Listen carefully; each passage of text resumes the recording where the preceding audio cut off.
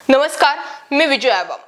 सध्या लोकशाहीसाठी घराघरात भांडणं सुरू असल्याचे चित्र केवळ महाराष्ट्रातच नाही तर देशभरातील अनेक मतदारसंघामध्ये आणि मतदारसंघातील नात्यांमध्ये हा सामना रंगलाय। कुठे बहिणीने भाऊजाई विरुद्ध दंड थोपटलाय तर कुठे नणंद भाऊजाई जुंपलीये।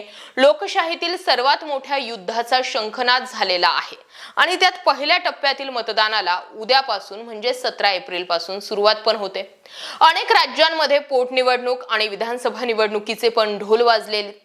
मग निवडणुकीच्या तोंडावरती प्रचाराचा हा धडाका सुरू आहे। स्टार प्रचारकांपासून ते पक्षाच्या कार्यकर्त्यांपर्यंत प्रत्येक जण त्यांच्या उमेदवारांचा जमके असा प्रचार करतोय। महाराष्ट्रातून ते ओडिशापर्यंत अनेक मतदारसंघात नात्यातील हा सामना जो आहे तो पाहायला मिळतोय। मग नेमकं कुठे बहिणीने भावाविरोधात दंड थोपटला आहे तर कुठे नणंद भाऊजाईमध्ये सामना रंगलेला आहे हेच आपण आज समजून घेणार आहोत। त्यासाठी हा व्हिडिओ तुम्हाला शेवटपर्यंत पाहायचा आहे आणि हा व्हिडिओ आवडला तर जरूर आपलं चॅनल सबस्क्राइब करा।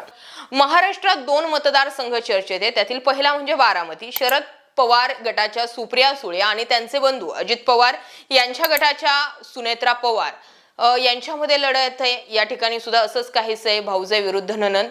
आणि उस्मानाबाद मध्ये सुद्धा शिवसेना उद्धव ठाकरे गटाने ओमराजे निंबाळकर यांना तिकीट दिलंय तर भाजपनं राणा जगदीशसिंह पाटील यांची पत्नी अर्चना पाटील यांना उमेदवारी दिली आहे। अर्चना पाटील या निंबाळकरांच्या नात्यानं वहिनी आहेत। 1984 मध्ये अमेठी मतदारसंघातून राजीव गांधी यांच्या विरोधात त्यांच्या लहान भावाच्या पत्नीनं मेनका गांधी यांनी निवडणूक लढवली होती। त्यांचा पराभव झाला। 10 वर्षांपूर्वी 2014 मध्ये बंगालमधील रायगंज मतदारसंघात दीर विरुद्ध वहिनी हे एकमेकांसमोर होते। काँग्रेसचे प्रियरंजन दासमुन्शी यांची पत्नी दीपा दासमुन्शी यांना तिकीट मिळालं होतं तर त्यांच्या विरोधात तृणमूलच्या तिकिटावरती त्यांचे दीर म्हणजे सत्यरंजन दासमुन्शी यांनी निवडणूक लढवली होती। 2019 मध्ये लोकसभा निवडणुकीत उत्तर प्रदेशच्या रणधुमाळीत असाच सामना पाहायला मिळाला होता। मुलायम सिंह यादव यांचे भाऊ शिवपाल यादव यांना घरातील सदस्य आणि पुतण्या अक्षय यादवचं आव्हान होतं। अक्षय यांचा यामध्ये पराभव झाला। पश्चिम बंगालमधील विष्णुपूर लोकसभा मतदारसंघाची संपूर्ण देशामध्ये चर्चा होती। येथे तर पती पत्नीच एकमेकांच्या विरोधामध्ये उभे ठाकले होते। भाजपनं या मतदारसंघात सध्याचे खासदार सौमित्र खान यांना निवडणुकीच्या मैदानात उतरवलंय तर मग ममता बॅनर्जी यांच्या तृणमूल काँग्रेसनं त्यांची माजी पत्नी सुजाता मंडल यांना तिकीट दिलं होतं। यापूर्वी खान यांनी टीएमसीच्या श्यामल संत्रा यांना हरवलं होतं। आंध्र प्रदेशातील कडप्पा या मतदारसंघात नात्यातील संघर्ष पाहायला मिळाला।